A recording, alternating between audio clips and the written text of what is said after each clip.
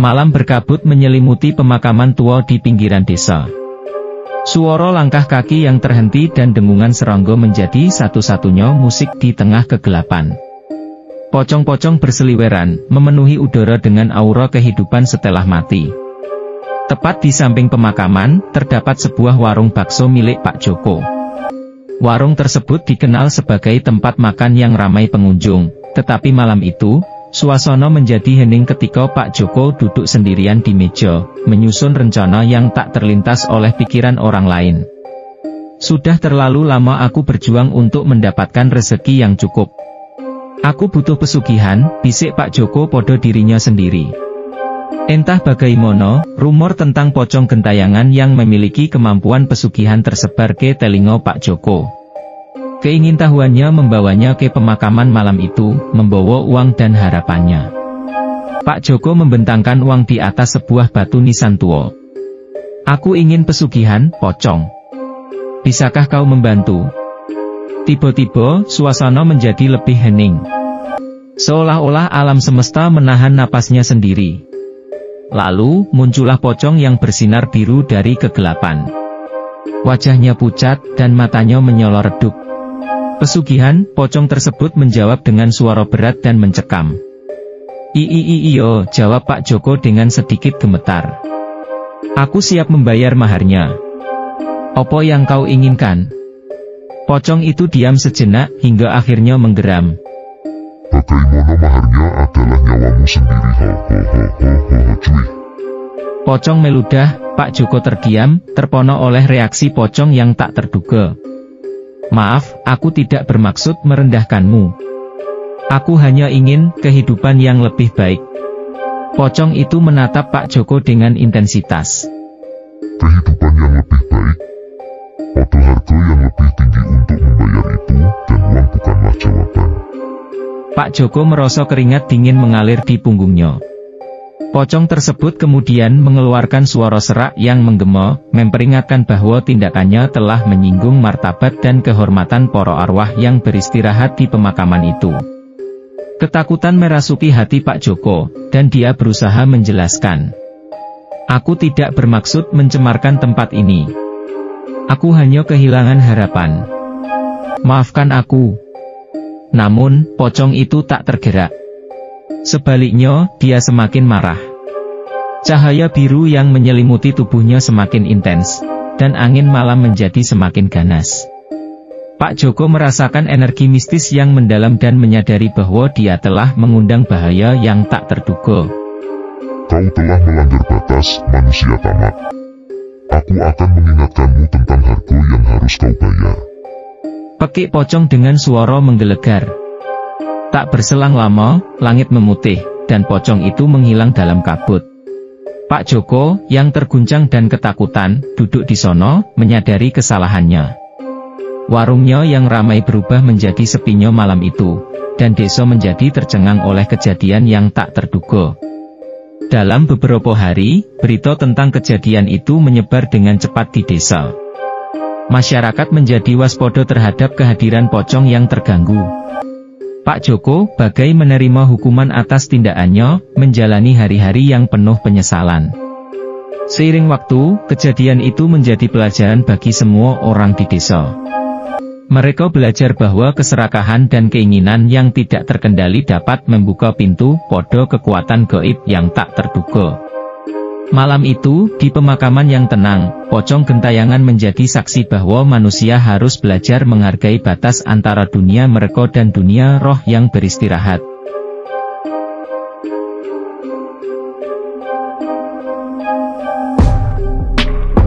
Di sebuah desa terpencil yang dikelilingi hutan lebat, legenda hantu kolor ijo berkeliaran di antara pepohonan dan semak belukar.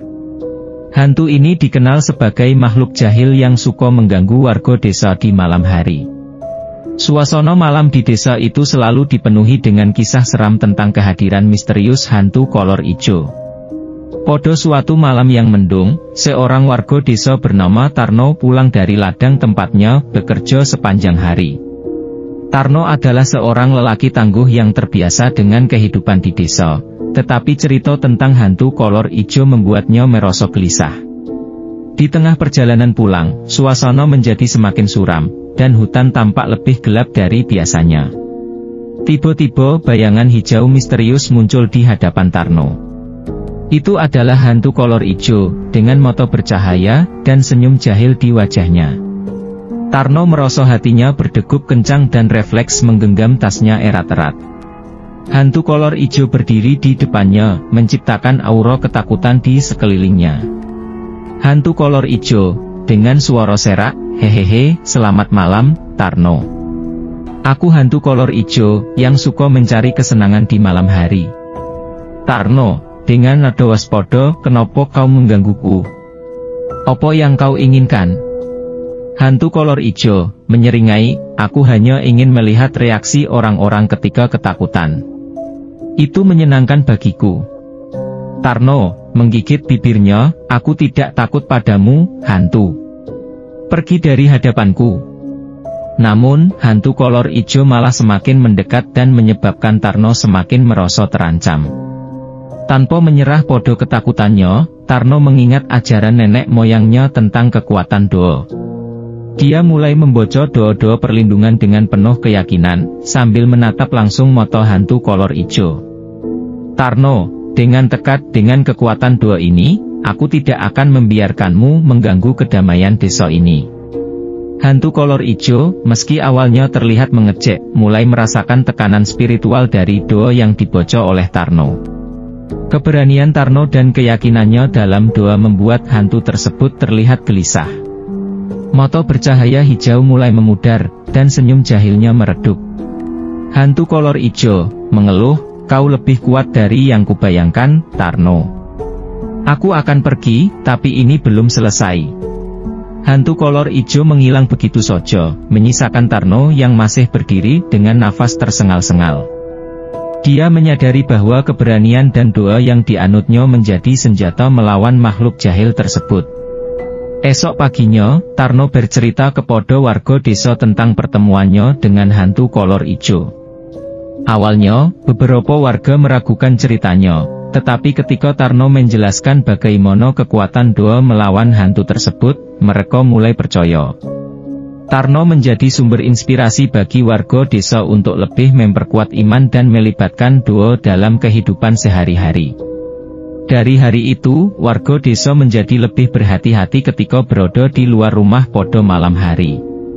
Mereka membawa benda-benda yang dianggap memiliki kekuatan spiritual dan membiasakan diri membaca doa sebelum tidur. Hantu kolor hijau mungkin lenyap untuk sementara waktu, tetapi legenda tentang Tarno dan keberaniannya tetap hidup dalam cerita turun-temurun. Dengan doa sebagai tameng, warga desa belajar bahwa keberanian, keyakinan, dan keteguhan hati dapat mengatasi ketakutan yang melingkupi kehidupan mereka. Hantu kolor hijau mungkin akan kembali suatu hari nanti, tetapi warga desa tahu bahwa mereka tidak sendirian dalam menghadapi kegelapan malam yang menakutkan.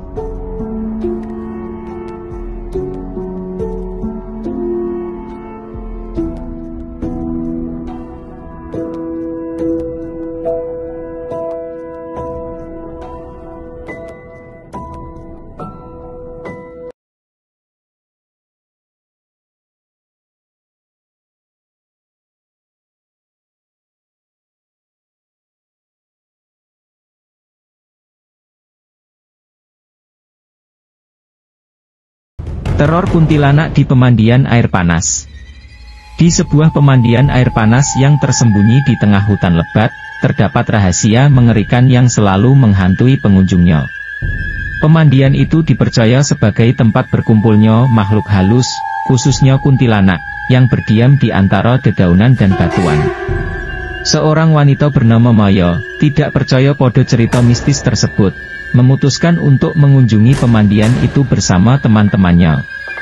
Ketika malam tiba, mereka merendam diri dalam air panas yang menyegarkan. Namun, suasana tenang segera berubah menjadi mimpi buruk ketika suara-suara aneh mulai terdengar dari kegelapan hutan. Maya dan teman-temannya merasa terpanggil oleh suara-suara itu, seolah-olah ada sesuatu yang ingin berkomunikasi. Mereka mengikuti suara itu, melewati semak-semak dan pohon-pohon yang rimbun. Saat mereka mencapai area yang lebih terbuka, bayangan kuntilanak muncul di tengah malam yang gelap. Kuntilanak itu bergerak dengan langkah lembut, rambutnya yang panjang menutupi wajahnya yang pucat. Suara tangisan melengking mengisi udara, membuat bulu kuduk Moyo dan teman-temannya berdiri tegak. Kuntilanak itu kemudian berhenti, memandang mereka dengan mata yang tajam dan penuh kebencian. Tanpa obo-obo, kuntilanak itu mulai mendekati mereka dengan gerakan yang lambat dan mengambang di atas air. Suasana pemandian berubah menjadi mencekam, dan teman-teman Moyo berteriak ketakutan. Namun, mereka tidak dapat meninggalkan tempat itu karena kekuatan gaib yang tak terlihat. Moyo, dengan hati yang penuh tekad, mencoba berbicara dengan kuntilanak. Dia bertanya tentang kehidupan masa lalunya dan alasan mengapa kuntilanak itu menghantui tempat itu. Kuntilanak itu terdiam sejenak, seolah mempertimbangkan untuk memberitahu mereka rahasia yang selama ini tersembunyi. Tiba-tiba, kuntilanak itu lenyap begitu saja, meninggalkan Moyo dan teman-temannya dalam kebingungan. Mereka segera melarikan diri dari pemandian air panas, meninggalkan keheningan yang mencekam di belakang mereka. Cerita mistis tentang teror kuntilanak di pemandian air panas menjadi legenda yang terus diceritakan oleh warga setempat, memberi peringatan kepada siapapun yang berniat mengganggu ketentraman makhluk gaib yang berdiam di sono.